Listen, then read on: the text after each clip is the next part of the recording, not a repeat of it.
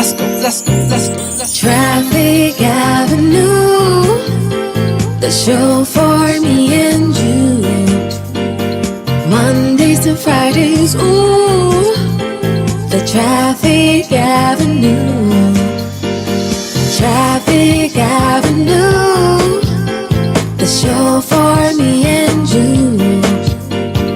Mondays to Fridays, ooh, the Traffic Avenue. Oh, flex.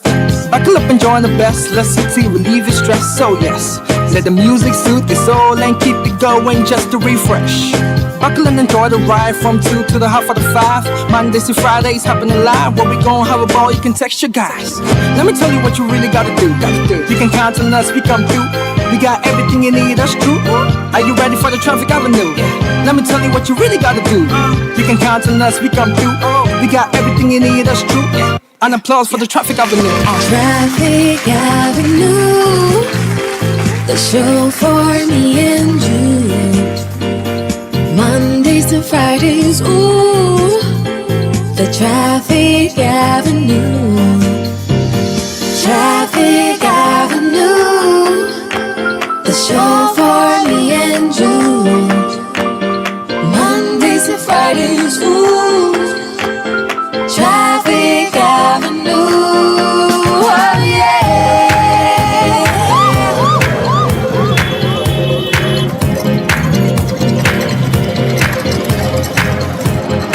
Detailed news, unparalleled coverage. City News on 97.3 FM. Eyewitness News. Be there as it happens.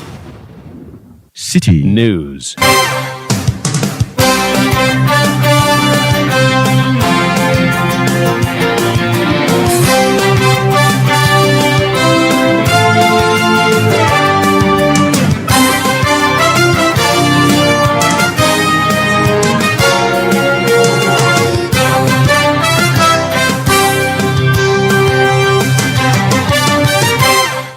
It's 17:30 GMT. This is Eyewitness News on 97.3 Citi FM. I am Umaru Sanda Amadou. Tonight, I'm here with Hawa Idrisu Mustafa. And coming up over the next 90 minutes. Have you heard of calls for a timetable? Ask those who want it to bring it. They should bring the timetable. If there is, I haven't seen any timetable. If you have been waiting for a load shedding timetable to guide your daily routine following the recent power fluctuations, well, you've got to forget about it. Energy Minister Dr. Matthew Opoku-Prempeh says, publish your own timetable. Also coming up, we'll take you to Bekwai in the Ashanti region, where the Municipal Security Council there has directed investigations into disturbances at the Bekwai SDA Senior High School. We are told that some residents invaded the school to retaliate the punishment of a day student of the school by his senior. And later on Eyewitness News, government launches a big project, the Smart Schools project that it calls it, which is going to ensure more IT penetration in Ghana's basic schools. We'll be telling you more on what the president has been saying at that grand launch today, plus reactions to that. Stay with 97.3 Citi FM for more on this and many other stories on Eyewitness News. And in business, Retention of monetary policy rate at 29% to anchor inflation and ensure stability. We hear from banking consultant Nana Otu Ichampong. That's in 50 minutes from the Citi Business Desk. Eyewitness News is live across Ghana on a host of affiliate stations. In the Upper West region, we are on Tumpani Radio 88.5 in Nadoli. We are also on Jirapa FM's Jirapa 96.1 FM. In the Upper East region, we are on Rakers 92.1 FM in Bongo, Namo. If you go to the Northern region, we are on North Star Radio 92.1 in Tamale. In the Northeast region, we are on Nobia 98.1 FM in Nalerigu. In the Western region, we are on Beach 105.5 FM in Takrady. On Sky Power 93.5 FM also in Takrady. In the Ashanti region, we are on Focus 94.3 FM on the campus of KNUST in Kumasi and Orange 107.9 FM in Kumasi. In the Volta region, we are on Sela Radio 97.1 FM in Dabala, Holy 98.5 FM in Aplau, and in the Savannah region, we are on Kasha 99.5 FM in Damongo. We're live on YouTube, that's CityTube. We're live on Facebook, and we are interactive.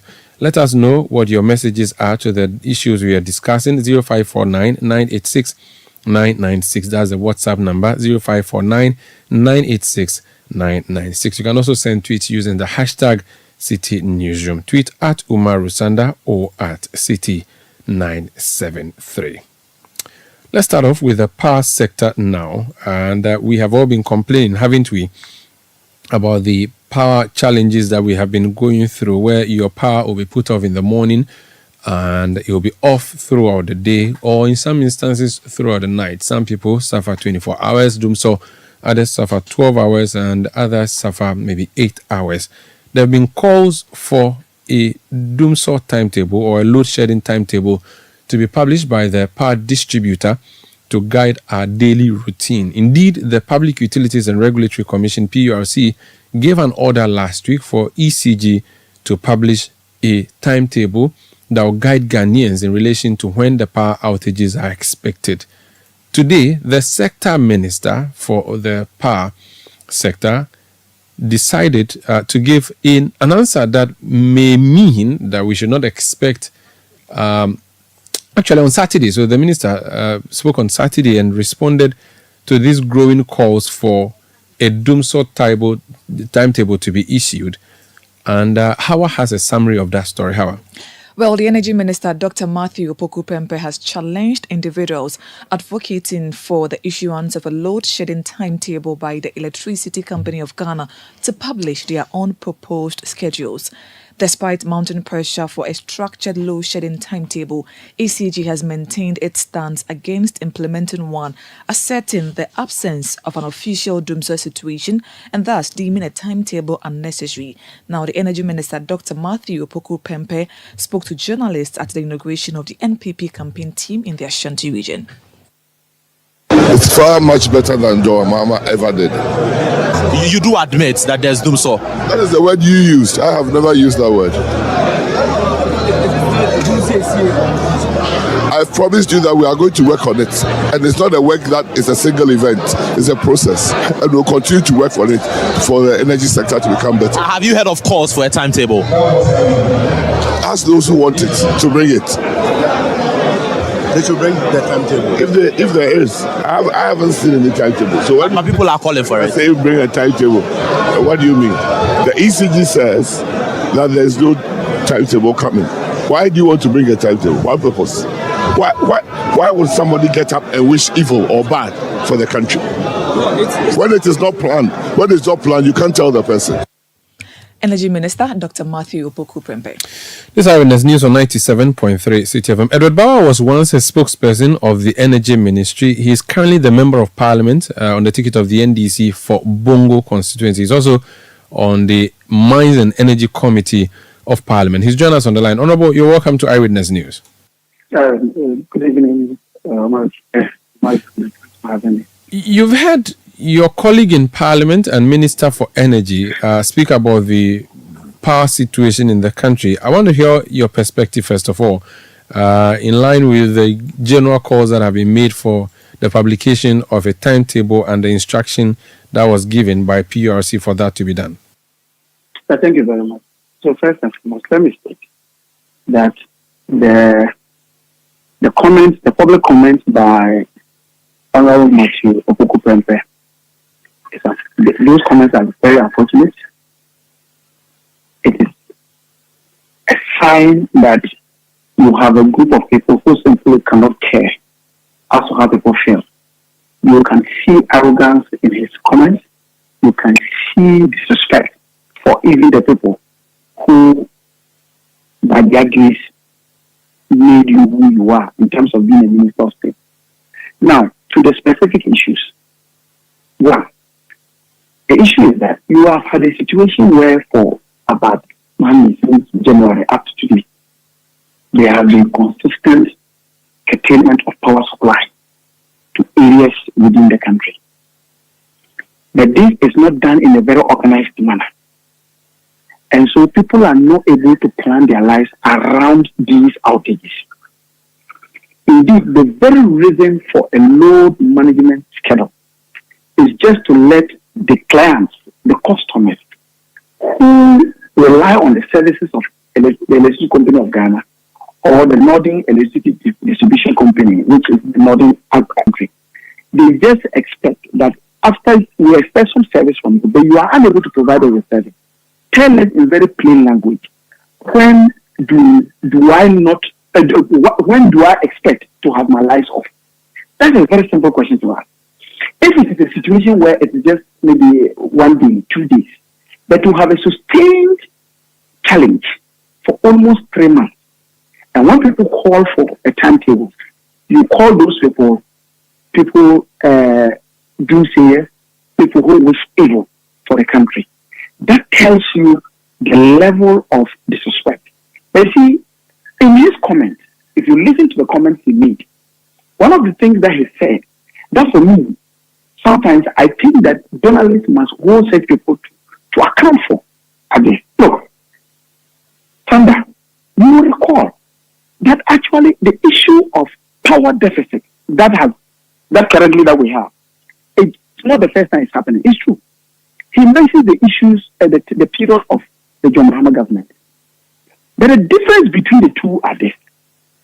John Mahama was not the cause of doing so. John Mahama inherited years of underinvestment in the sector.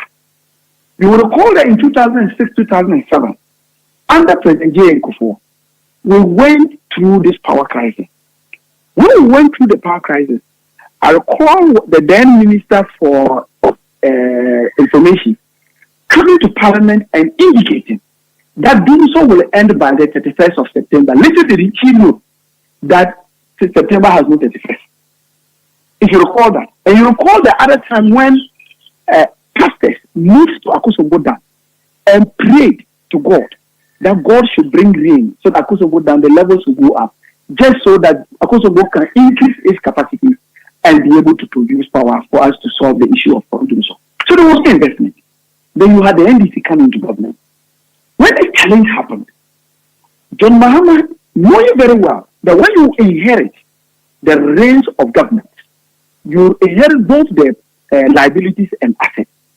So the issue of power challenge was a liability. He accepted responsibility as a leader and said, I will fix it. By 2016 December, when he was leaving government, he indicated that he had solved it. And indeed, the current flag bearer of the NPP had said that nobody should praise John Mahama for resolving doing so, because after all, that was his job. So there was even an acknowledgement of Vice President Bawumia that John Mahama has resolved the issue. From 2017, the challenge we have had is that over the period for 7 years, yes, there has been stability of the power sector. But the question you need to ask is that let the NPP state one single intervention that they have made to keep the lights on. These are issues that have been dealt with. These were issues that were dealt with between 2013 and 2016. One of the things that they actually did, and that is the part that has now finally caught up with us, is that while they needed to monitor the sector and ensure that the other part of the problem that the energy sector had, that had to do with what the issue of debt was resolved. But if you recall, when NDC was leaving, NDC had indicated that, look, beyond increasing our capacity, we also needed to resolve the issue of legacy debt. And that was why the Energy Sector Levy Act was passed. Said that the receivables that will come as a result of this act will be used in retiring the legacy debt that was occasioned over the years. And you recall that Boache Jaku had indicated in Parliament when he came and said, the total legacy debt was about 2.4 billion.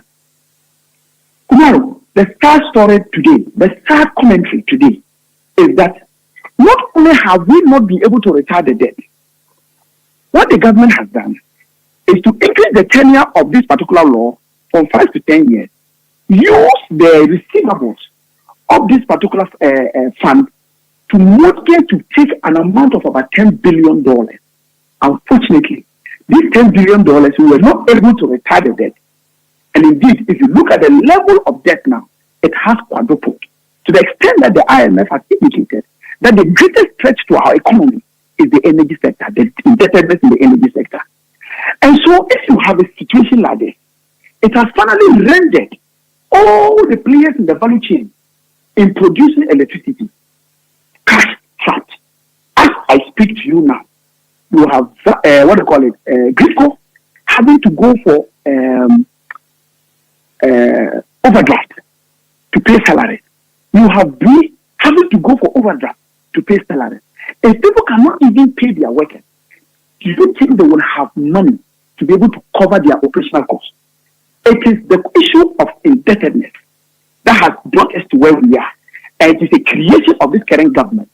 So for NATO to have indicated that the doomsday at this time is not like that of John Mahama was not only irresponsible, but he was not kind to the facts.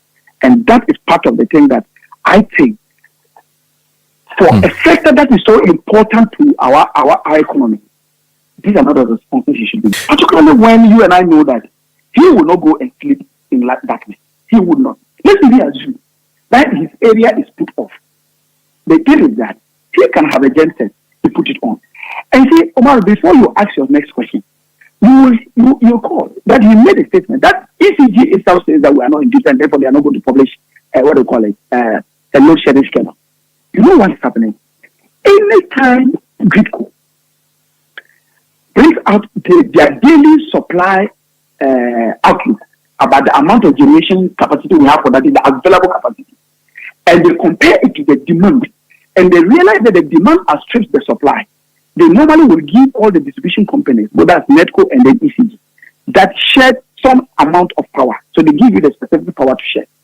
Because the ECG, through their managing director, has indicated that they are not, they was not doing so, and that they were rather replacing their transformers. They would not share. And so anytime they don't share, and then power is transmitted, because the demand outstrips what they call the supply, Gridco at their end will realize that the frequencies are going up.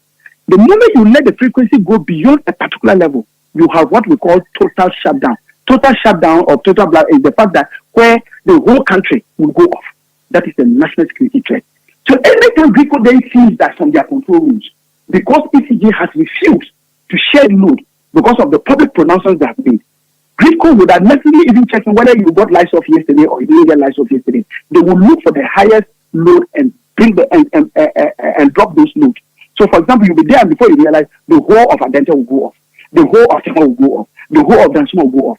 It's because of the fact that Gridco has realized that ECG has not shared load based on the programmed manner. And therefore, if they don't dump people from the load, what is going to happen is that you are going to have the whole country going off. And that is the situation that we'll find ourselves in. Interesting. Now, my question was going to be again on this same load shedding issue, which is a big issue for many people. Now that the PURC had given that order to the ECG, and the minister who supervises that sector says there's no such thing and we should expect no load shedding, what do you reckon would happen? Does it mean that's the end of the timetable we are hoping to see, or ECG can go behind the minister and issue a timetable in pursuant to what the PRC has given ordered it to do? Let me tell you one thing. The minister was just trying to be in alignment with the comments that are coming from ECG. And I'll tell you, it's because the minister has no control over the ECG manager. And I'm telling you this for a fact. You sure? Now, I'm telling you. Look, you remember, and trust me, that today was supposed to be the deadline for some of the orders that had been given by PRC. Am I right? As we speak now, there has not been evidence that ECG has responded to those orders because they don't give a damn as to who is giving those orders, as long as they know that the people who matter in terms of power are behind them. And I'll explain to you, I'll tell you why I'm saying this. Look, if you see ECG categorically say, I will not shed load, and I will not publish anything, and you have a minister, for God knows, for almost 3 months, has not had a public pronouncement. And the only public pronouncement that he has made, I remember that they went for this energy something in one of the hotels where he just made a passing comment. But this is the major statement he has made since this problem came. And this thing was based on just speaking to this disrespect Ghanaians. It tells you that part of it is as a result of frustration. The ECG, as we speak now, will not respond to PURC. And there is a reason. If he has to respond, other people will be exposed. And I'll explain to you. One, PURC has indicated that, look, you say that one of the reasons why these power outages are happening is because you have about 630 transformers that you need to replace. PURC says, fine. You know that on annual basis, what happens is that every utility, whether it is GRICO, whether it is VRA, or whether it's ECG, whether it's MEDCO, they send their tariff proposals to to PURC. Part of the proposal includes investment. So you will say, for example, ECG, that for this ensuing year, or this tariff period, major tariff period that they are doing, I am going to change 630 transformers. That is an investment. Usually it is captured and then factored into the tariff. Now, PURC said, because that then becomes part of your revenue requirement that you need for the period that the major tariff review period. So the question then is that PURC is saying that, look, if you look at your investment requirements that you have made, this has not come into it. Then let's assume that you went out of your way to go and invest because it will lead into efficiency. Show us, give us the GPS location of these transformers. Two, the old transformers that you are changing, tell us what their ratings are. The ratings are basically, they want to know for each transformer, it has its maximum amount of electricity it can consume, it can take. Anything beyond that, the temperature of that particular transformer increases. And if it increases, it serves as a threat to the system. So on the basis of that, there's always a rating that is given to them. So he says that, the PURC says that, tell us the ratings of the current transformers and give us the ratings of the new ones you are making. We as PURC, we have engineers to be able to ascertain whether the information you are giving to us is true. Two, you have indicated that part of your money that you were going to use for this thing was that you used instead of putting it in the cash waterfall mechanism, that was to help make sure that every player within the value chain will get something to at least to cover their operational cost. You had indicated that you had used it to procure fuel for generating companies. The question that PURC asked now, one, give us the contract, the fuel contract that you have, because if you are going to buy this from bulk fuel suppliers, you will need to have a contract with them. So give us the contract. Two, you said that government told you to do that. Government wouldn't have been telling you that in a Pitoba. They would have given you clearly a directive through a letter. Show us the directives that were received by either the Minister of Energy or the Minister of Finance or even the President, saying that you should go and procure goods. Let's do that. Let's also know the quantities that you have procured. On the basis of that, PURC knows that, look, within this ensuing period, I know how much tariffs are approved for you to charge. I know the amount of losses you are making. I will take that and look at, on the basis of that, look at the amount of money you have made. And I'll check it with the cash waterfall mechanism account and see whether it matches. The way it might, then I'll know that, yes, you actually did not use it for anything, but you used it even for the system. You would have known that. You have refused to give data to the auditor who was supposed to audit you for that. And the part that is so sad is that you have the President of the Republic of Ghana give you a clear instruction. Then look, because of the fact that you yourself, you can't even account for the power we are giving you. The money you get, I want you to ensure that all the money goes into one account. So have a single account. ECG defies that and currently operating 37 different accounts. When PwC, that's the PricewaterhouseCoopers, ask for you to give us the data, for us to look at each of these accounts and see how we are going to deal with that, we refuse to give them data. If you are not stepping on something strong, look, I believe maybe you people too have that problem. And excuse me, this is not to denigrate my brothers and sisters who are visually challenged. But there's always a proverb that says that when you hear a blind man say that if you joke, I will stone you, it's because he's stepping on one. So he knows that at any time he will just bend down and pick it and stone you. The question then is that if you see ECG through the MD, create the impression that I don't give a damn whether it is PURC, I don't give a damn if it is the auditors who are appointed by the Ministry of Finance, the Ministry of Energy. I don't give a damn whether the President has given me an instruction to to operate a single account instead of 37 different accounts. It tells that he has some power. Based on that power, he can look at anybody and treat anybody disrespectfully. So don't expect anything Don't expect that even ECG is going to publish an answer, because you see, it will contradict even the president's own statement and he made to Parliament when he came and indicated that they have kept the lights on. Who born dog? That after the president has said they have kept the lights on, you go and publish a load shedding schedule. You will lose your job. Very well, interesting. Thank you for speaking to us. That's Honorable Odbawa. He is member of Parliament for Bongo and a member of the Mines and Energy Committee of Parliament. Let's look at the finance side of things now. There are many people who hold the view that what we are seeing is a finance issue, not necessarily issue of capacity or production. Eli Plima Patogbo is CEO of the Independent Power Generators Ghana, IPGG. Eli, you're welcome to Eyewitness News. Thank you very much. I'm sure you should not be bothered about a timetable otherwise. I mean, you as a chamber, not necessarily you as a person.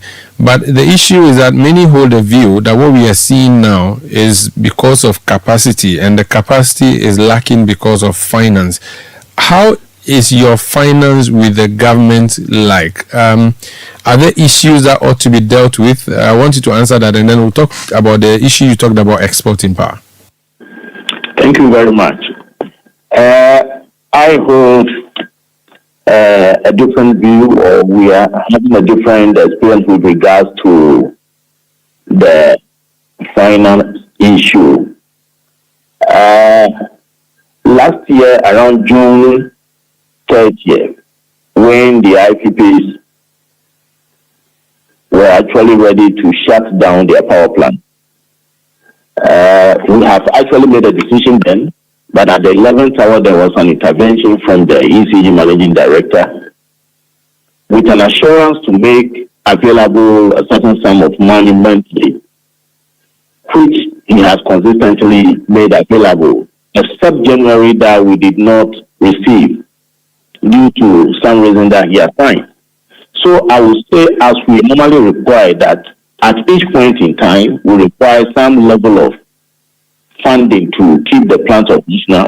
Once it's making that available, there is some level of liquidity to continue the operation, even though we still have issues to deal with. Now, how big a threat are these issues you have with the government?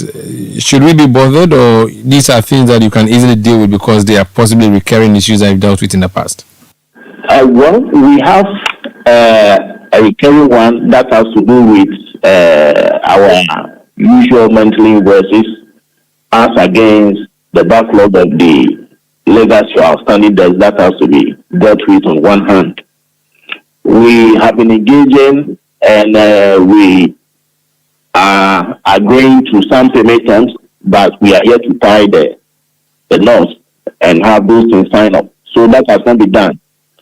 But we are anxious to have that settled as early as possible for the agreements that we have reached to be honored, so that we are all comfortable to ensure a guaranteed supply. Let's talk about exporting power now. You have been quoted elsewhere saying that we should not be exporting power until we fix our own local issues. Talk to me more about what your ideas are. This is a simple matter. The sector is regulated and is governed by rules or policies. Energy Commission has said that before you enter into any export transaction, you must ensure, or you must make sure, that all the domestic demands are met. Equally, there is an industry practice that we should keep a certain level of reserve against any surge in demand. So until those requirements are fulfilled, nobody is expected to enter the export market. I am particularly worried about VRA exporting our cheap hydro resource to the export market in economies that have nothing to do with our economy. The unfair part is to be selling electricity at a cheaper price compared to how much the taxpayers, the Ghanaians, are paying for electricity in this country. This is unfair. We are in an era where we are expecting supply challenges, facing outages here and there. That is a capacity gap. If VRA can close that gap, I think the pressure should reduce a bit.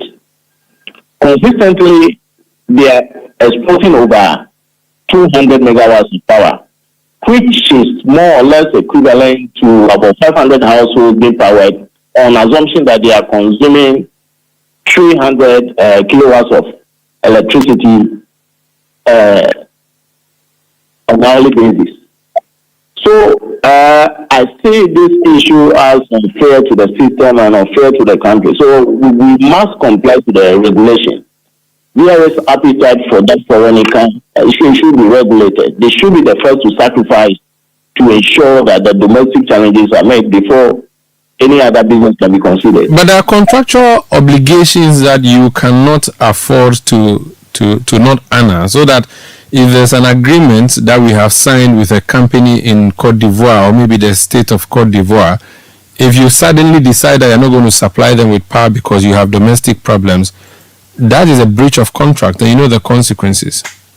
Oh, definitely, but ECG must not be seen involved in such level of commercial activity. They deferred in the statement the issue that they have been doing this kind of transactions since 1972. Those are bilateral, country-bilateral issues.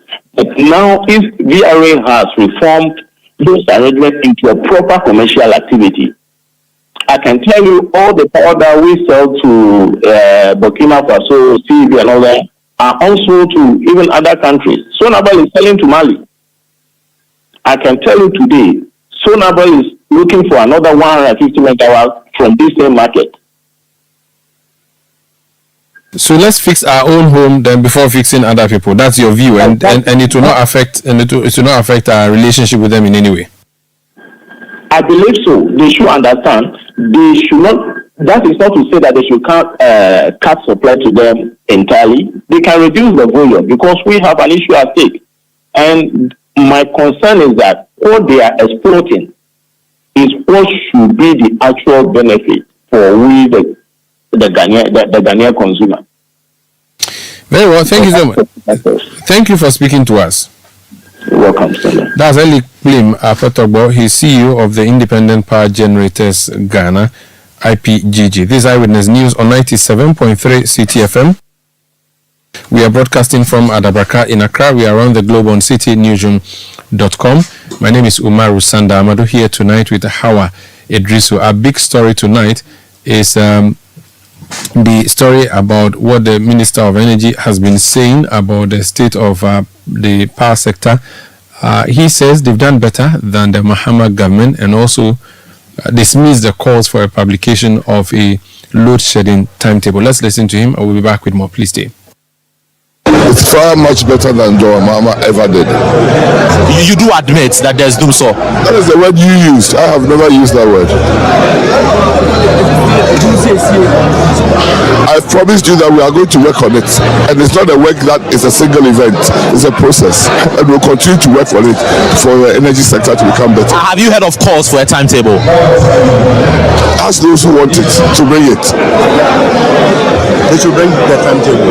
If there is, I haven't seen any timetable. So when people are calling for it, say bring a timetable, what do you mean? The ECG says that there's no timetable coming. Why do you want to bring a timetable? What purpose? Why would somebody get up and wish evil or bad for the country? When it is not planned, when it's not planned, you can't tell the person. Eyewitness News. Be there as it happens. You know, you Papa see that? And it's rickety car. Hey, Papa! Papa! Bobo, so how your engine now? It is half man, half amazing. Thanks to cause and you can feel better energy. Can't touch this. Tell you guys, so Sancho's engine just died like that? Yes, so somebody managed to convince him that there is a better engine oil than Quartz, and he switched.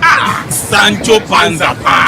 Now, which engine oil can be better than Quartz? No other, my guy. Quartz with its age-resistant technology, it keeps your engine younger for longer. Now you know. Have you guys seen the new bottle design? It's superb. Quartz 9000 from Total Energies there improves fuel efficiency. Why do you think Mr. Mane and Logoso have taken the Quartz Nation movement World Cup like that? Sorry. Chairman. Quartz. Keep your engine younger for longer. Recoded to do more with ease. The enhanced GCB mobile app. Download now from Google Play Store or Apple Store for all your transactions. Smooth, safe, and secure. Chale, tap the app. You don't need to have an account to upgrade. GCB mobile app. Recoded to do more. Upgrade your style. GCB Bank. Your bank for life. Let me tell you about my king. Always looking out for the family and making sure we have the protection we need. Mine has been caring for our family from generation to generation. Let me tell you, mine makes sure I smile always. Mine makes sure we save money. Abba, these women are at it again. Is it your husband you are speaking so highly of? Oh no, we are talking about the new Pepsodent 200 grams. It's the Pepsodent Cocoa promo. This is the Pepsodent 175 grams you have always loved. Now with an additional 25 grams free for cavity protection and 10 times stronger teeth for your entire family. Grab yours now. This advert is FDA approved. When you want to eat, just Momo it. Tired of the long queues in the supermarket? Pay with Momo. When you really want that beautiful new blouse, just Momo it. When you want to get a trim and get fresh to impress you know who, just Momo it. When you need to pay your utility bills and domestic staff, Shani Momo. When you want to send love to the family back home, send some Momo. Join the millions of MTN Momo users all over Ghana and live life the brighter way. So just Momo it. MTN. Let your voice be heard on Eyewitness News on Facebook at facebook.com/City97.3, Twitter at twitter.com/City973, and Instagram at instagram.com/City973 with the hashtag Eyewitness News.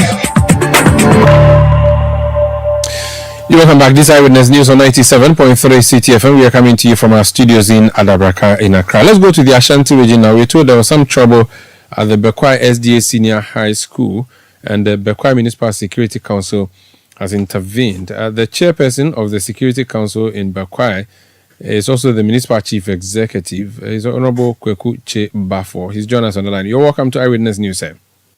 Yes, sir. Thank you, sir. What happened in your school? In my school? Yes, the school in your jurisdiction. Oh, okay. My brother Sandra. Good evening, your colleagues and listeners. The headmaster called me yesterday and told me that there was a misunderstanding or fight between day students and a boarder.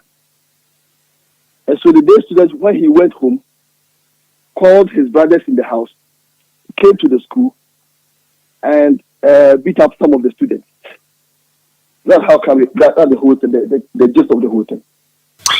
I see. How bad was the situation? Was it maybe just a small issue or was a big issue? Were there destruction of properties? Oh, well, there was destruction of property. There's some of the students sustained some injuries. I wouldn't say minor, some injuries. They were rushed to the hospital. One of them, I learned, was tried to for a scan to be conducted in the head. And so as of today, this morning, when the mistake met, he was responding to treatment. And so far, that's the story. But at the meeting today, we saw that the NIB and the police CID and some other officials from the police command, they should conduct investigation into it. While the school also conduct a similar investigation. When they are done, next week, Wednesday, they will furnish us with the information and we'll see the way forward. But how is it that, people who are not in the school or have any business to do with the school, residents in the locality, invade a school? How safe are the students in that school if the locals can invade the school? Oh, thank you, Brother Sender. As of this morning, when the meeting met, everything was under control, and everybody in the school was going about his or her normal business, and so things have come down. But it's unfortunate, for students to go home, tell his brothers or colleagues to come and beat up students in the school. It's unfortunate. It's unfortunate. This is the very first time I'm hearing such a thing in the school. It's unfortunate, but it will be brought under control. So you do not anticipate any further retaliations? No, I don't. And the student who punished the junior, do you know what the school has done domestically to deal with that? Well, I said when we met at the MISEC meeting, the headmaster was there, the Director of Education was there, and the police divisional commander and the district commanders were there.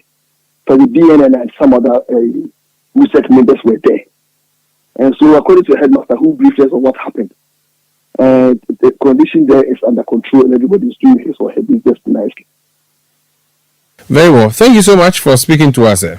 You are most welcome, my brother. Enjoy the rest of the evening. You too. That's Kwekuche Bafo. He's the Municipal Chief Executive for Bekwai in the Ashanti region. Our correspondent Hafiz Tijani went there today as well to the school, and he spoke to Letitia Obin. She is the Municipal Director of Education in the Bekwai municipality. Let's listen to her.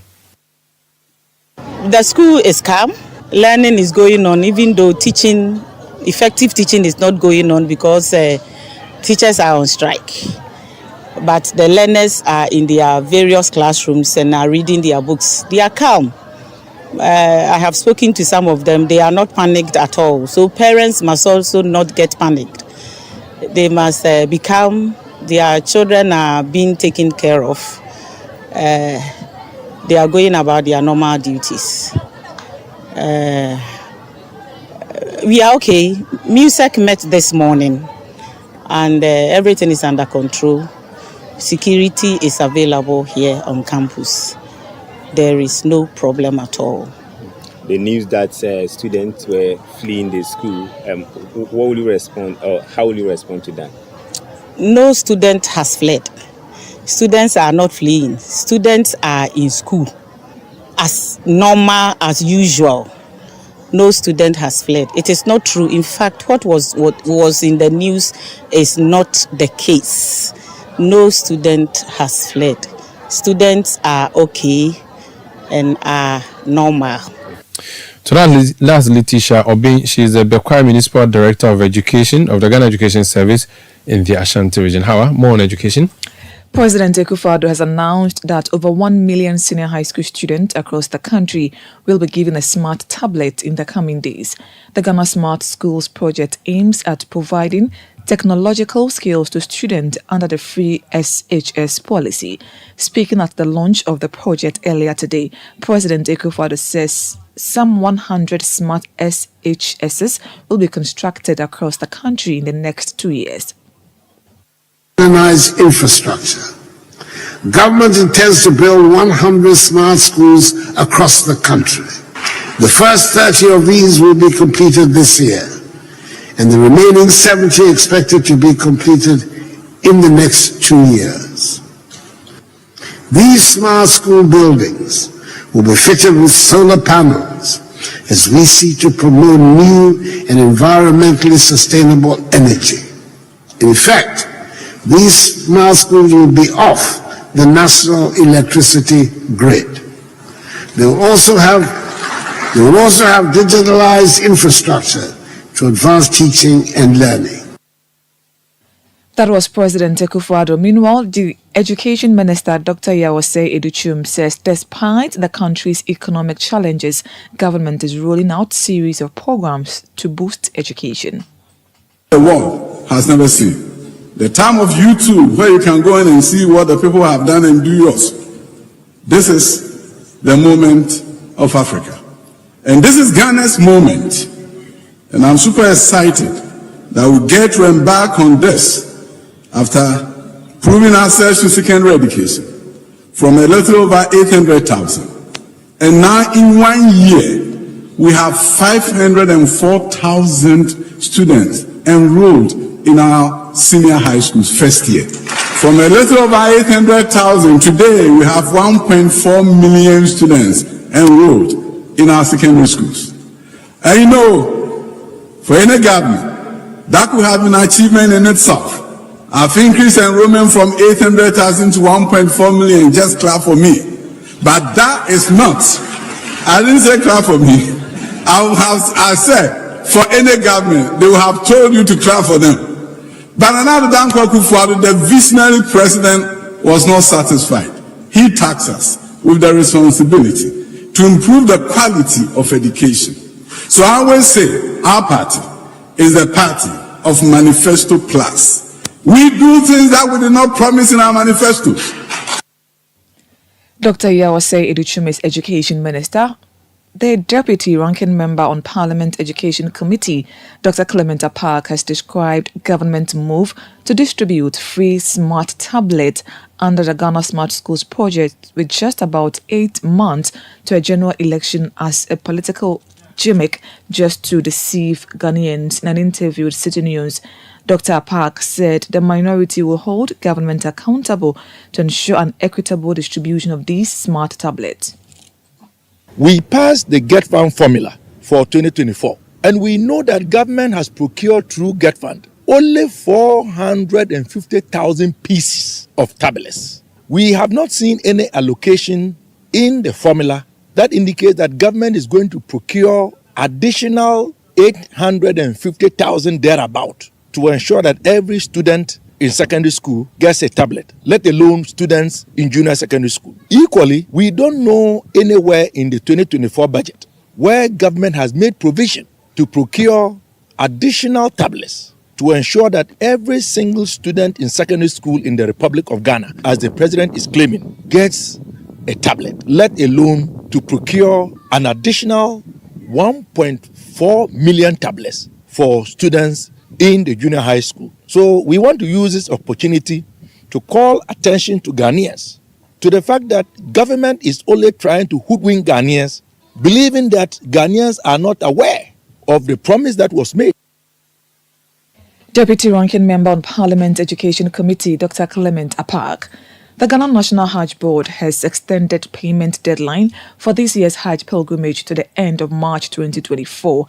The board had initially scheduled March 10 for all payments to be made ahead of the holy pilgrimage later this year. Prospective Ghanaian pilgrims are expected to pay an amount of 75,000 cedis to be able to embark on this trip this year. Speaking to Citi News on the development, the Communications Director of the Hajj Board, Alhaji Abdurrahman Gomda, says over 4,000 Ghanaians are expected to perform the annual rite this year. When we announce the Hajj package, payment peaks during the Ramadan month. This year is no exception.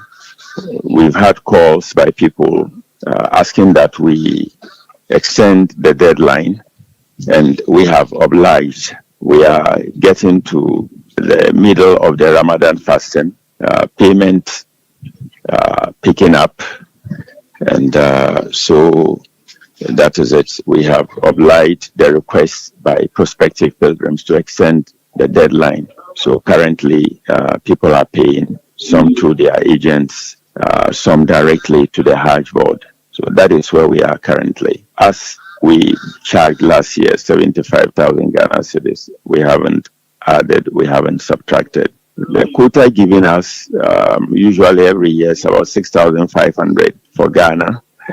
So we are expecting like 4,000. That was the Communications Director of the Hajj Board, Alhaji Abdurrahman Gomda. The local organizing committee chair for the just-ended African Games, Dr. Kweku Ofosu-Asare, has called on all Ghanaians to take responsibility for the maintenance of sports infrastructure put up for the Games. Ghana has been applauded for pulling off an impressive tournament despite initial setbacks and the financial constraints that countries around the world are facing. In an interview with Citi News, Dr. Ofosu-Asare commended the dedication of President Akufo-Addo towards hosting the Games, describing the infrastructural development as a watershed moment in the development of sports in Ghana. He therefore called for collective responsibility in maintaining them. Botiman, for instance, a lot of people were saying that, building on an evergreen forest, a very new area, they thought it wasn't going to be possible. But I must give credit to the president. In saying this, he kept saying that we should go for it, we should do it, despite whatever challenges we were going through. There was a need for us to host the African Games, particularly being the first time that we've had the opportunity. And you also, I'm sure you're pretty aware that our first president, the late Dr. Kwame Nkrumah, was one of the founding fathers of the African Games. So one will wonder, why has it taken Ghana so long to get the opportunity to hold the Games? So there was no need for people thought that because of the financial challenges, IMF breathing over our neck and all that, we shouldn't waste money on the African Games. There were a lot of opportunity costs at that time, but the facilities we provided will act as a watershed for the growth and development of sports in our country. We've been able to survive. We've given Ghanaians some facilities, and I want to say that it should be a collective responsibility for all of us as Ghanaians to try and maintain these facilities. We shouldn't slip into the zone of white elephants as we did in 2008. Dr. Kweku Fosu-Asare also highlighted the success of the just-ended event, particularly emphasizing the significant turnout of funds across various venues. We were aiming also at promoting peace, unity among Ghanaians, particularly in an electionary year like this. We needed to diversify. We needed to shift attention from MPP, NBC, politics everywhere all the time to bring Ghanaians together to say, hang on, let's unite as one body. Come together. Let's promote peace in our country. So that was one of our expectations. And then we said, okay, Ghanaians have been starved for a very long time. Let's give them something good, and let's ensure that we can have something to celebrate during the games. So it was one, and also to make Ghanaians aware that all is not lost. Make Ghanaians aware that if we work together as one body, if we work as expected, we can bring back the 1960s, the 1970s, the 1980s, when our athletes and footballers were excelling at international competitions. We also made sure that we brought in Alice Anu and Afili, and we flew them all the way from the US to come in and be part of the games. And Bernard, I tell you, they were extremely, extremely happy and grateful. They told me that they thought they had been neglected all these years. And bringing them here to be part of these games. Yesterday, for instance, they called. They were really on cloud nine. Dr. Kweku Fosu-Asare is the local organizing committee chair for the just-ended 13th African Games. Eyewitness News. Be there as it happens. You know, Papa see that? And it's rickety car. Hey, Papa! Bobo, so how's your engine now? It is half man, half amazing. Thanks to Cause and you. Can feel better energy. Can't touch this. Charlie, guys, so Sancho's engine just died like that? Yes, so somebody managed to convince him that there is a better engine oil than Quartz, and he switched.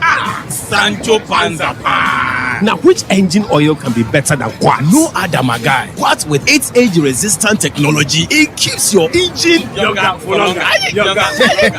Now you know. Have you guys seen the new bottle design? It's superb. Quartz 9000 from Total Energies there improves fuel efficiency. Why do you think Mr. Mane and Logoso have taken the Quartz Nation movement World Cup like that?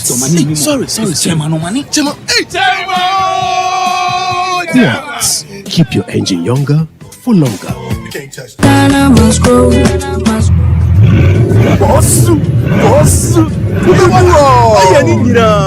KB, yo. Hey, KB, aka Kubeboga, now drives a Bugatti. He can even travel by road from Accra to London. Oh, wow. KB's source of wealth is agriculture. Yes, coconut business. After losing his bank job, he started supplying coconuts at events. Now, he owns large coconut plantations and employs many young people. Sure. Oh, boss Charlie, we all need to trust the process, cause hope day. There has never been a better time to enter into agribusiness. Take a bold step today with the Ghana Grows program because every step pays. Ejuma Wokro, Ghana Grows, Hope Day, an initiative of the MasterCard Foundation in partnership with Springboard Roadshow Foundation and Limehouse. Ladies and gentlemen, Telecel is here! Telecel, connecting energies.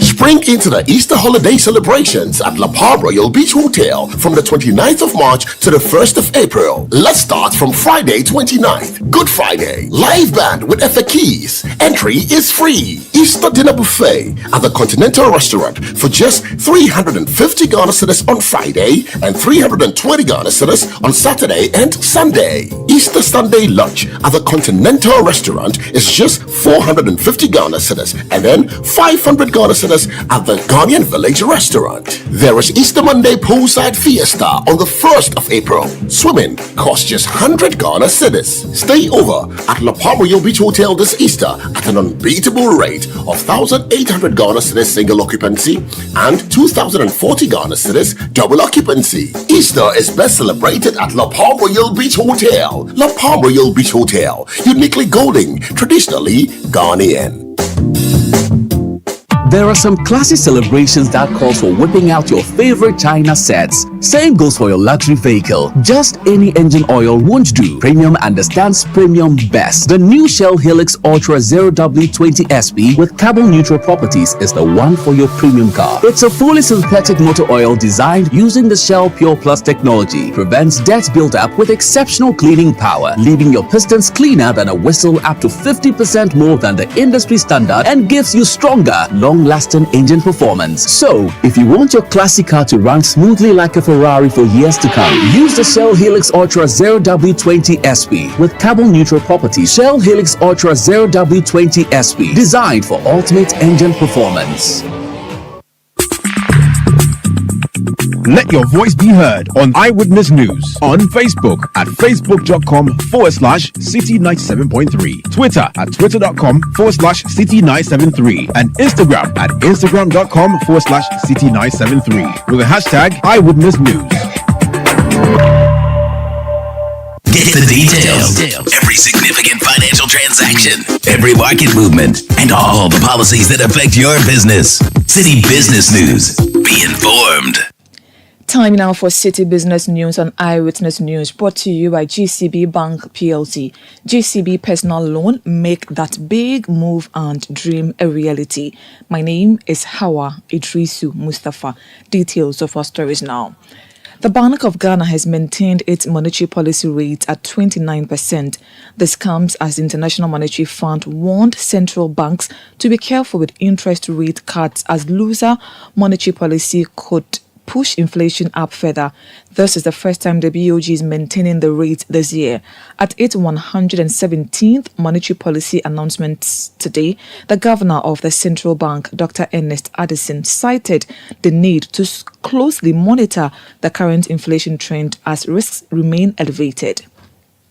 After decelerating sharply in 2023, the pace of disinflation has slowed in the first 2 months of the year. Although inflation rose slightly in January 2024 and edged down in February, the latest inflation forecast suggests a slightly elevated profile and the possible upward revision in transport fares, adjustment in utility tariffs, higher ex-pump petroleum prices, and some pass-through of exchange rate risk. Overall, risks to inflation are slightly on the upside and will require close monitoring. Given these considerations, the committee decided to maintain the monetary policy rate at 29%. You heard Governor of the Bank of Ghana, Dr. Ernest Addison. Meanwhile, banking consultant Nana Oturi Champo has stated that the Bank of Ghana's decision to maintain the policy rate at 29% will eventually tame inflation and ensure stability. In an interview with City Business News, Nana Oturi Champo said the retention of the key policy rate is expected. The governor said they have to slow down a little bit and pause for a while, and therefore the statistics about growth and other inflation means that there shouldn't be a haste in reducing the rate, because the anticipation is that inflation should hit the tens, about 17% by next year or towards the end of this year. And since we are nowhere near, the fall in inflation between January and now wasn't as high as expected, and therefore they have to exercise caution and maintain the rate for at least the next 6 weeks. So let's hope that by then things will have improved and they will bring it down. Nana Otu Champon is a banking consultant. Now, the Finance Minister, Dr. Mohamed Amin Adam, is charging the Customs Division of the Ghana Revenue Authority to scale up efforts to meet its revenue targets. He has said that this has become imperative to help government meet its budgetary responsibility. Speaking during an official visit to the Tema port to get first-hand information of port operations over perceived corruption, Dr. Amin Adam urged the officials not to relent on their efforts. I'm sure you may, and many other people may be expecting that my visit here is to talk down the progress we have made as an institution, to blame you and to chastise you. Unfortunately, that is not the reason I'm here. I'm here rather to encourage you, to motivate you. The data shows that when people do well, you love them, you commend them. And when the sector commander spoke, she clearly showed to me that you have been doing well.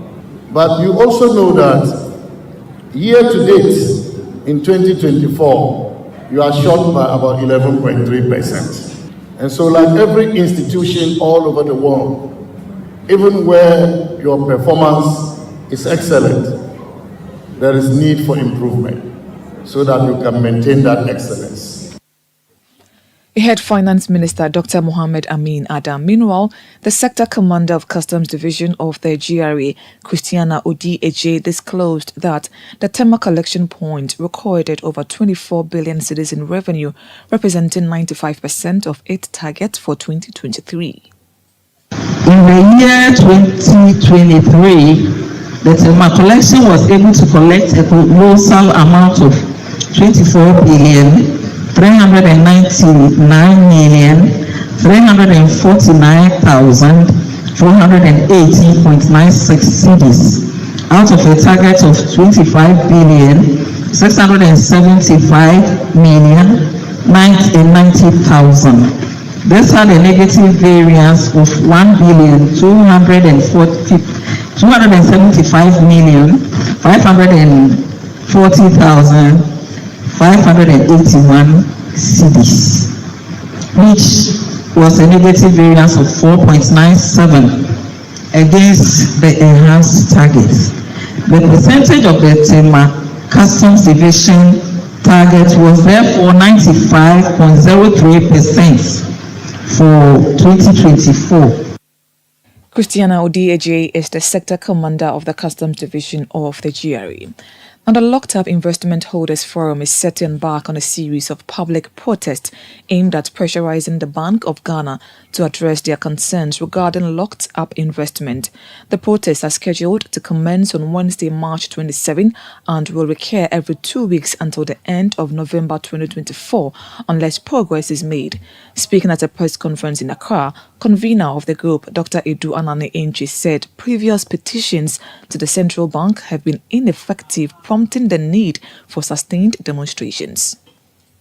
Since the Bank of Ghana has refused to act to get us back our lock-up investment, we are going to embark on a public protest to further press home our demand.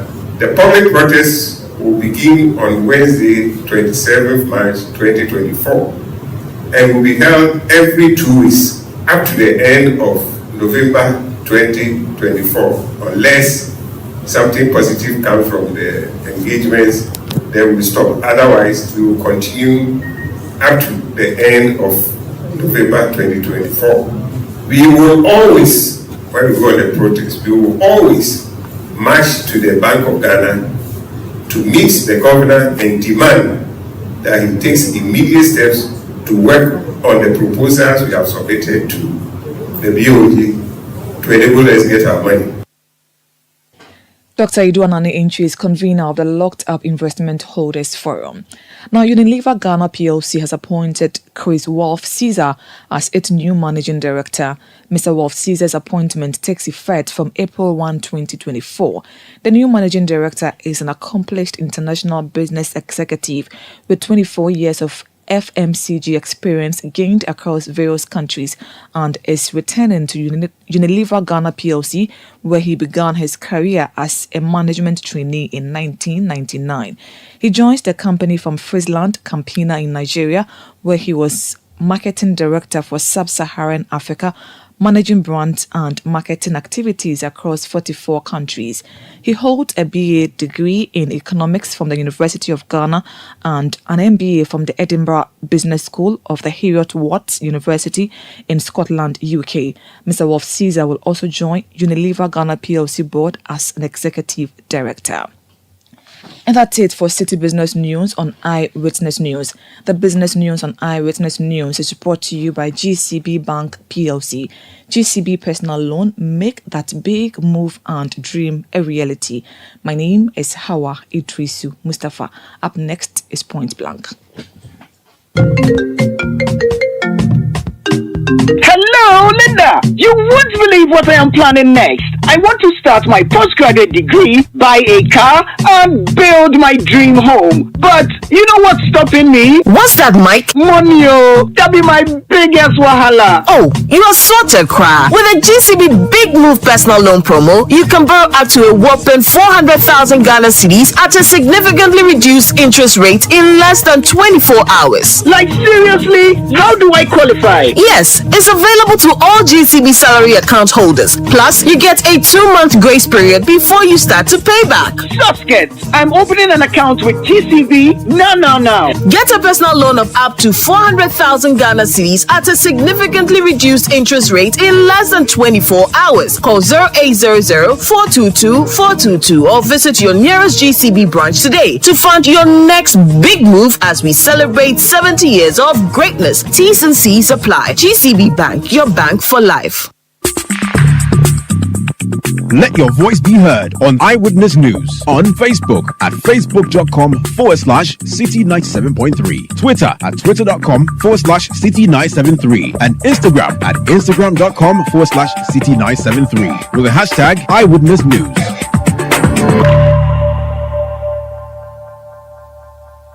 Ghana must grow.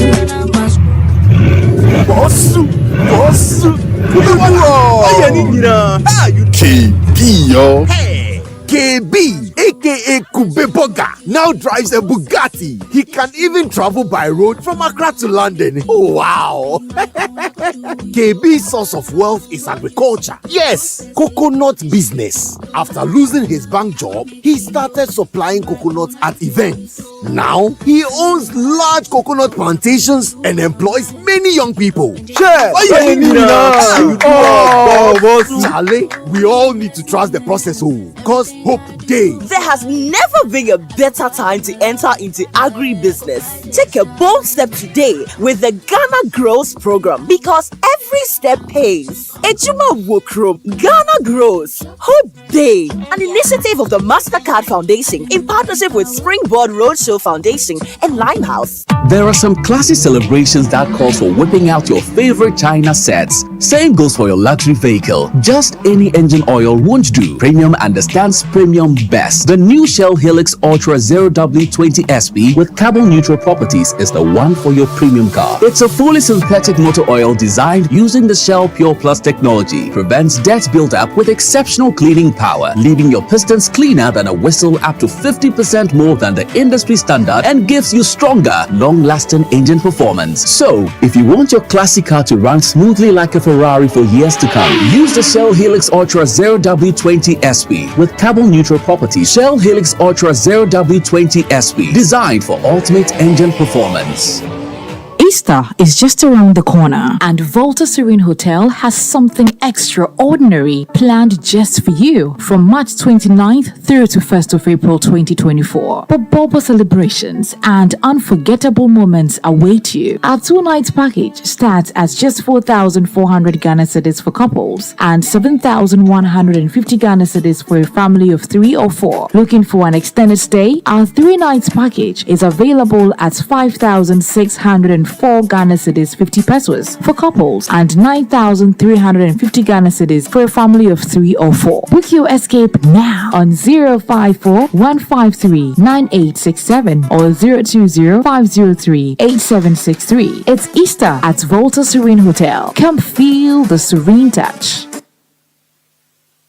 Let me tell you about My King. Always looking out for the family and making sure we have the protection we need. Mine has been caring for our family from generation to generation. Let me tell you, mine makes sure I smile always. Mine makes sure we save money. Abba, these women are at it again. Is it your husband you are speaking so highly of? Oh no, we are talking about the new Pepsodent 200 grams. It's the Pepsodent Kokroko promo. This is the Pepsodent 175 grams you have always loved. Now with an additional 25 grams free for cavity protection and 10 times stronger teeth for your entire family. Grab yours now. This advert is FDA approved. Let your voice be heard on Eyewitness News on Facebook at facebook.com/Citi97.3, Twitter at twitter.com/Citi973, and Instagram at instagram.com/Citi973 with the hashtag Eyewitness News.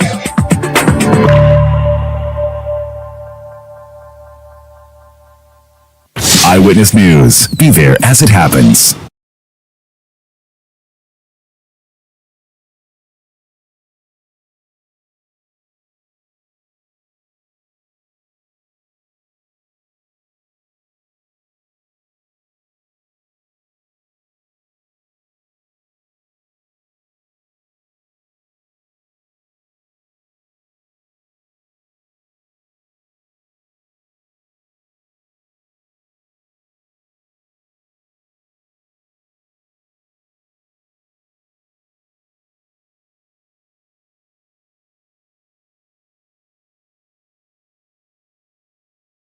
My name is Umaru Sandama. Tonight on Prime Blank, President Akufo-Addo has announced that over 1 million senior high school students across the country will be given a smart tablet in the coming days. The Ghana Smart Schools project aims at providing technological skills to students under the free senior high school policy. Speaking at the launch of the project, the president said some 100 smart SHSs will be constructed across the country in the next 2 years. Let's listen to the president speaking at the launch, and then later we'll hear from the Minister for Education as well. On 27th February 2024, whilst delivering the message on the state of the nation to Parliament, I intimated that government had begun the rollout of the one tablet per student policy at all senior high schools.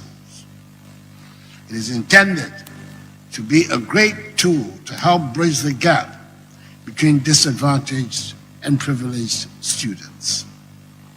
Today, I have the singular honor of launching officially yet another intervention to add further impetus to what I've already described as a transformative policy that has broken myths and liberated minds, the free senior high school program. Ladies and gentlemen, education is not merely a right, a privilege. We now know that it is a fundamental right whose enforcement empowers individuals, transforms societies, and propels nations towards progress and development.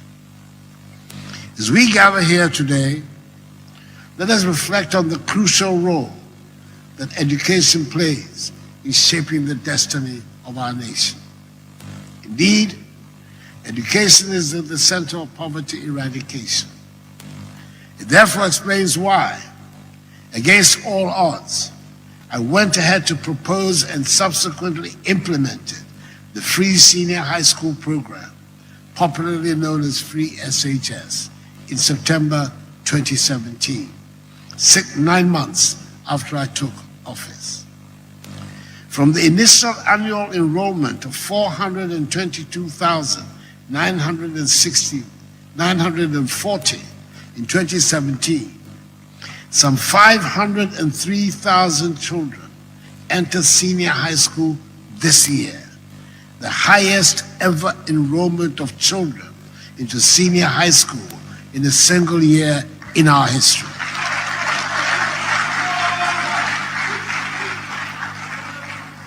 With 5.10 million children having so far benefited from this SHS policy since it was instituted in September 2017.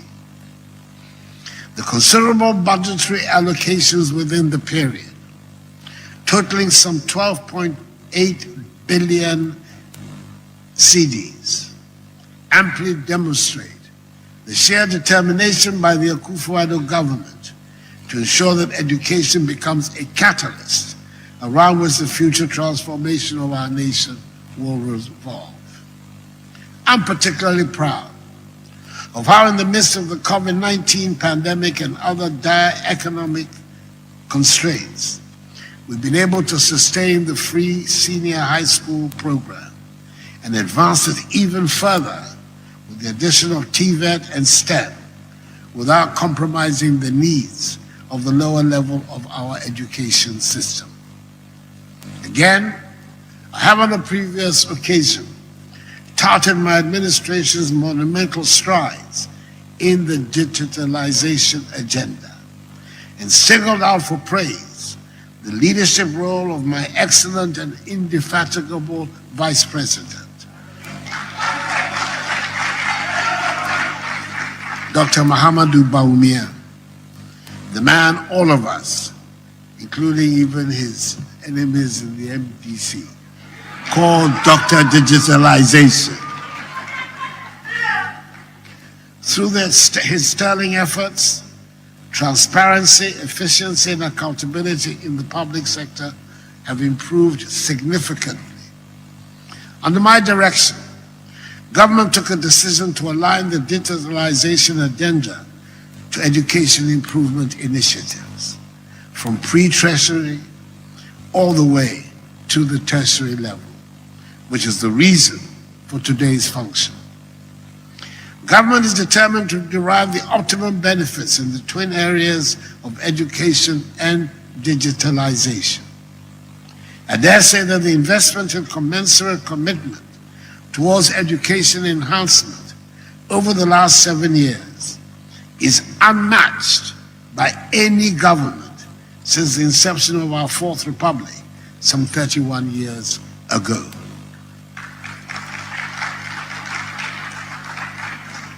These are seen in the areas of policy, infrastructure, equipment and retooling, furniture, scholarship, stationery provision, and enhancement of teacher welfare.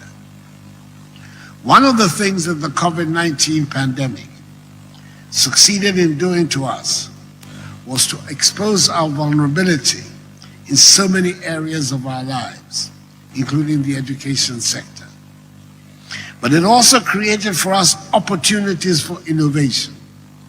It taught us to think, to find new ways to solve our problems. One of such was an opportunity to leverage on the digitalization option it presented to us. Indeed, the pandemic gave us a rare opportunity to accelerate the adoption of digital technology and shielded productivity.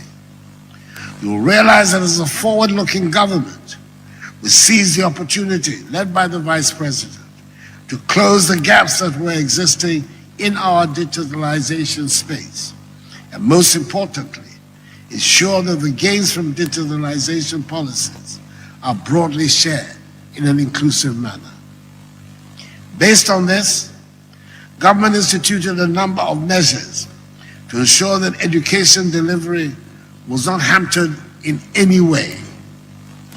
Students and teachers wore nose masks or face shields, and online or technology-aided distance education became popularized. The Ministry of Education spearheaded the distribution of some 200,000 laptops to teachers in pre-tertiary institutions nationwide.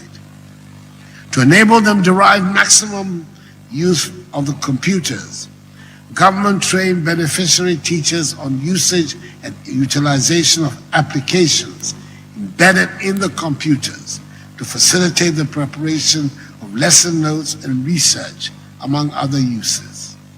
This meant that the use of chalk and its associated health risks to both students and teachers were eliminated, thereby making our education delivery environmentally sustainable, as enshrined in the United Nations Sustainable Development Goals 3, 4, 8, and 11, as well as the tenets of the UN climate change conferences of COPs 21 and 27. In furtherance of our digitalization agenda in the education sector, government is proceeding with plans to distribute 1.3 million educational tablets to students in senior high school.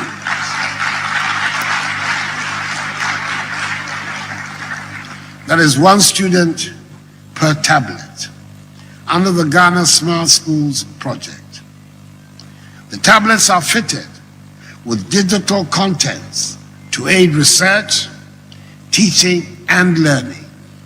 At the tertiary level, government plans to provide at a discounted price tablets and laptops to students and lecturers to facilitate academic work.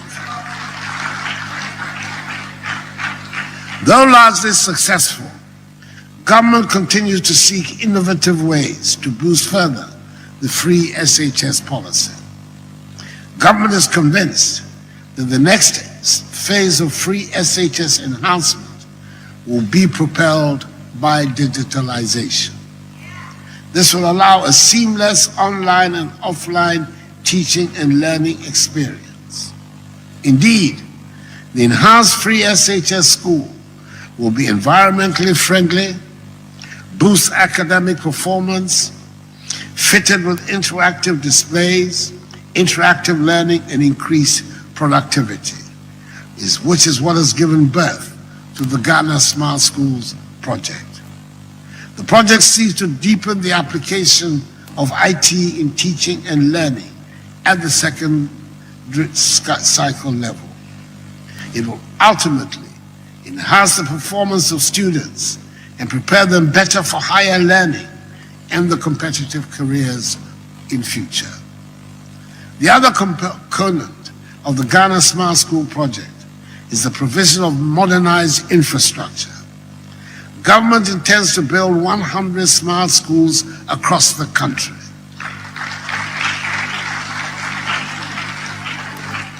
The first 30 of these will be completed this year, and the remaining 70 expected to be completed in the next 2 years.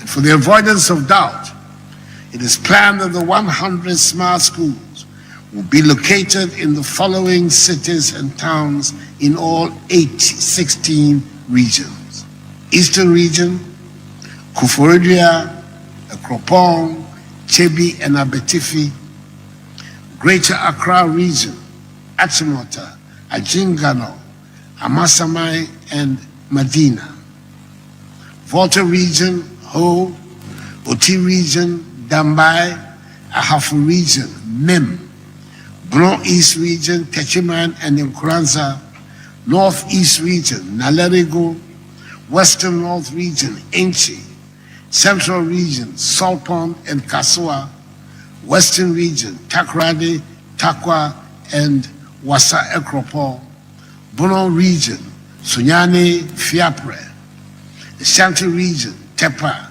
Dwabeng, Mampong, and Kumasi, Bantama; Upper East Region, Bogatanga and Binduli; Upper West Region, Wa; Northern Region, Karaga, Tamale, and Yendi, in Savannah region, Damango.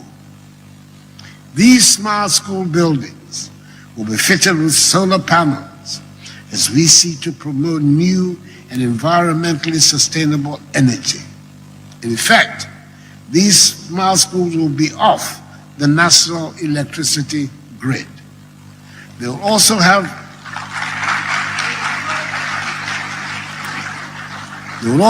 digitalized infrastructure to advance teaching and learning.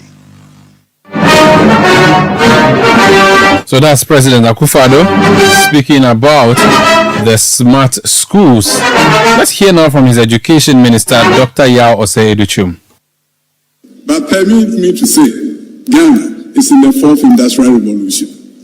And we want to live. Knowing the first industrial revolution of the steam engine, Africa was not part of it. The second industrial revolution came, electricity. We were at the fringes. The third industrial revolution of the computer, we used them, but did not build them. Now we are in the fourth industrial revolution. Time of the artificial intelligence, robotics. Time when we can combine biological and the physical, the electrical. Bring about innovation that the world has never seen. The time of YouTube, where you can go in and see what the people have done and do yours. This is the moment of Africa. And this is Ghana's moment. And I'm super excited that we get to embark on this after proving access to secondary education from a little over 800,000. And now in 1 year, we have 504,000 students enrolled in our senior high schools first year. From a little over 800,000, today we have 1.4 million students enrolled in our secondary schools. And you know, for any government, that could have been an achievement in itself. I've increased enrollment from 800,000 to 1.4 million, just clap for me. But that is not, I didn't say clap for me. I said, for any government, they will have told you to clap for them. But another Danko Akufo-Addo, the visionary president, was not satisfied. He tasked us with the responsibility to improve the quality of education. So I will say, our party is the party of manifesto plus. We do things that we did not promise in our manifestos.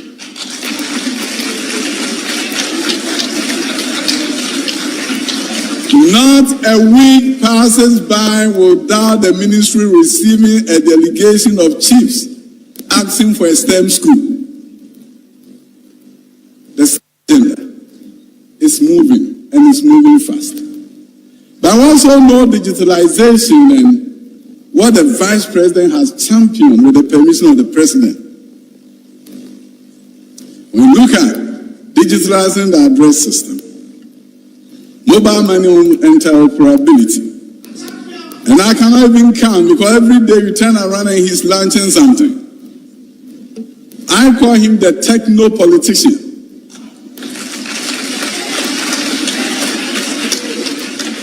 The technocrat politician who is digitalizing everything under the visionary president of our time. Things are getting exciting. Some of us are familiar with a quote from the celebrated American civil rights leader Malcolm X, who said, education, and I quote, education is the passport to the future, for tomorrow belongs to those who prepare for it, unquote. I'm also tempted to quote another American, Benjamin Franklin, who said, and I quote, an investment in knowledge pays the best interest, unquote. After improving access to secondary education, we are now enhancing the quality so that we create a pipeline of the next generation of Ghanaians from our kindergarten, through primary schools, through our junior high schools, to our senior high schools. And when I talk about Manifesto Plus, we did not promise in our manifesto that we're going to transform kindergartens and transform primary schools and make them centers of excellence. But it's happening under the leadership of the president. But today we are here to talk about digitalization in our high schools. Since assuming power in 2017, this government prioritized education and proceeded to demonstrate this commitment. When it was said free senior high school was impossible, the government went ahead to prove otherwise, and today, some 5.7 million children who are our own children, brothers and sisters, have benefited from the program. We have produced some impressive outcomes and results from the West Africa Senior High School Certificate Examination. And recently I heard somebody saying that Ghana is no longer part of WASI, but we still top WASI.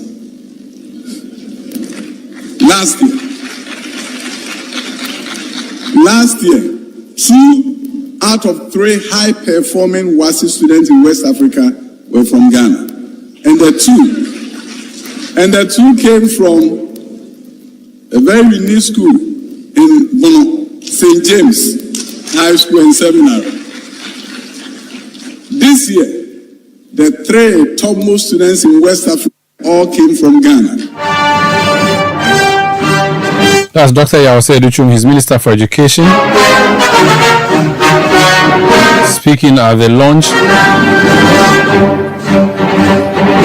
of the Ghana Smart Schools project, which was done today. You earlier heard the President, Nana Addo Dankwa Akufo-Addo. That will be it for Eyewitness News tonight. My name is Umaru Sanda Amado. I did this with Hawa Idrisu Mustafa. Production by Kwabena Wilson, Beverly London, and Sami Wiafe. The technical support from Daniel Squashi, and new media support from Edwin Kwakofi. We return tomorrow at 17:30 GMT. Thank you for listening. Have a good night.